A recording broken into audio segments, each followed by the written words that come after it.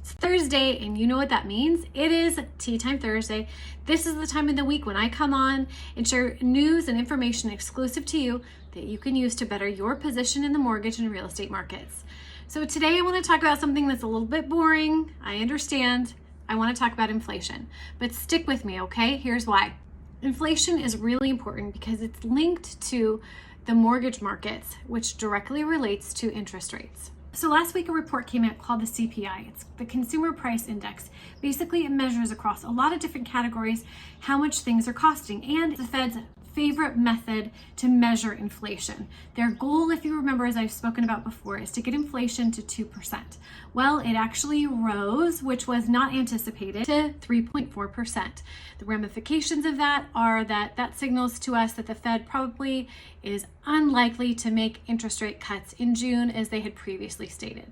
Two of the biggest contributors to this increase are what they're calling shelter, which is essentially housing costs, as well as energy costs. So I want you to remember the goal is not zero inflation, okay?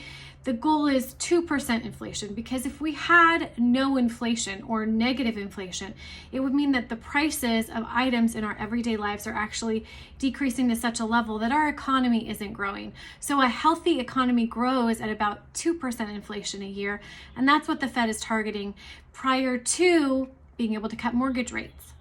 And I also want you to remember this. Lower inflation does not mean lower prices.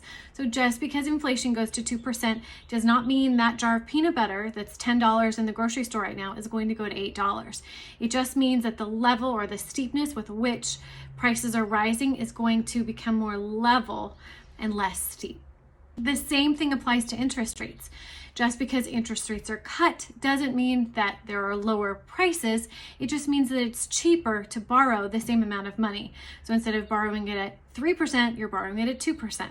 So the next thing that applies is when it's cheaper to borrow money, more people borrow money, right? So spending more money in the economy stimulates the economy, and it also speeds up inflation. So that's why they're holding the interest rates at the levels that they are, that they're not cutting, because they don't want to see inflation grow at a steeper level. All that to say, that is why interest rates are staying where they're at. That is why there are no cuts that we are anticipating in June. Obviously, none happened in March as we were expecting. But here's what the good news is. The good news is that we are no worse off than we were last year. The bad news is we're no better off, but I want you to keep that in perspective, is that the market is not worse than it was last year at this time. And we don't see it getting worse at all this year.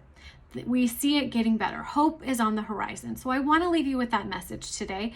Although rates are where they are, I want to remind you, I know you're probably sick of hearing this, but I want you to marry the house, date the rate, because we're not going to see rate decreases for some time. So if you're someone who needs to buy a property due to taxes or any other reason, if you're moving, if you've had a family member join your life, maybe you've had a baby, maybe you're downsizing, your children have all gone to college, make your move. And let's talk about rate, how we can refinance or help your rates when they're ready to come down. Have a wonderful week.